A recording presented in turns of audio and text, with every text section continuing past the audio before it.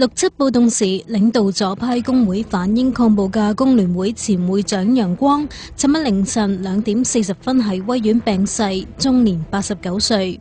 工聯會發出訃告，指佢領導工聯會堅持愛國、團結、權益、福利嘅工作方針，亦為香港順利回歸同長期穩定繁榮作出重大貢獻。林鄭下晝發聲明表示哀悼，用詞幾乎同2001年楊光受勳嘅公告一模一樣。佢對於工運方面呢，嗰個貢獻好大嘅，咁亦都係佢經過一個相當轉折嘅時代。咁我知道佢個心呢係好為香港嘅勞工階層做嘢嘅。楊光喺6·7暴動期間係鬥委會主任，呼籲左派用暴力同殖民政府抗爭，掀起6·7暴動嘅序幕，多次發起罷工、罷課同罷市。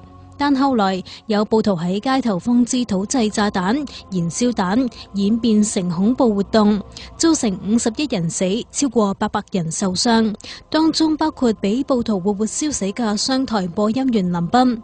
林彬喺節目中批評發起暴動嘅左派人士，佢嘅感言成為咗唯一一位公開反對中共暴行嘅傳媒人，但亦因為咁而招來殺身之禍。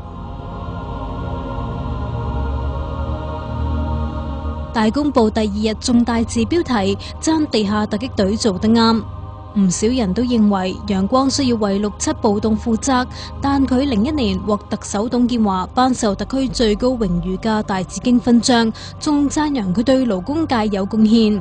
其後部分立法會議員就質疑董建華繞過授勳評審委員會，偏離甄選準則，要求以特權法調查，最終都係被否決。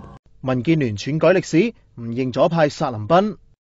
當日香港商業電台嘅節目主持林彬先生就係俾呢個嘅左派係活活燒死，而佢捍衛嘅正正就係我哋今日將會失去嘅言論空間啦。喺呢度向林彬先生致敬。為咗表達不滿商台賣時段俾民建聯，潘小濤重提6·7年暴動嘅歷史，認為商台引入同左派一脈相承嘅民建聯就好似引入魔鬼咁。俾人揭瘡疤嘅民建聯梗係唔信啦，仲全面反擊添。黃定光繼日前去信立法會，企圖打壓潘小濤，之後仲喺報章撰文話林彬係死於社會動亂。當其時嘅左派亦都未必唔係想置林彬於死嘅。我相信置林彬於死呢啲人唔係香港左派。唔係喎，鬥委會當其時未必一定係要燒死人。當年林彬嘅死，而家反思上嚟係一個社會嘅不幸啦。佢仲為左派嘅暴行塗脂抹粉。你覺得香港嘅左派呢，即係應唔應該為林彬嘅死呢道歉啊？香港左派亦都付出咗好多，香港左派亦都死好多，邊個向左派道歉呢？黨友陳鑑林亦為佢護航，話林彬嘅死唔係左派責任，仲話咁樣講係對左派唔公平，同埋唔應該再追究。佢更加鬧潘小濤唔應該批評民建聯，認為佢講嘢偏頗，唔持平，民建聯唔能夠再容忍。不過好多人就唔係咁睇啦。我唔相信鬥委會冇份參與策劃，即係燒死林彬嗰個行動。即係我覺得好遺憾呢，即係民建聯係扭曲呢個歷史嘅真相，因為佢嘅目的呢係將呢啲咁嘅唔光彩嘅事呢係即係掃落地先睇，揞住佢。歷史究竟係點呢？中共喉舌嘅大公報喺林彬遇害第2日大字標題話係地下突擊隊鋤奸，又話林彬嘅言論下流賤格。而親台灣嘅《工商日報》就報道，地下突擊隊承認係佢哋懲戒林彬，而呢個組織係以鬥委會為首，由工聯會理事長楊光領導㗎。報道又話，林彬被送上救護車之後，一度大叫係左仔害死佢。陳鑑林扮細扮無知，企圖甩身。左派發起6·7年暴動嘅歷史，好多人都知㗎啦。商台播音員林彬俾暴徒監生燒死。但民建聯一班議員繼日前篡改歷史，話唔應該將林彬被燒死嘅責任推俾左派，尋日繼續死撐話冇講錯嘢。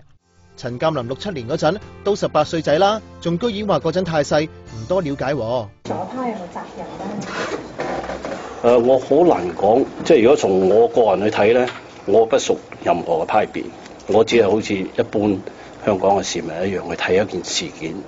咁講都得，你明明係民建聯嘅。再被追問，佢又忽然幫左派講翻好話。呢呢個係一個歷史嘅事件嚟嘅。到底係左派發生起嚟嘅，抑或係佢嘅歷史有啲咩原因係導致到係咁樣咧？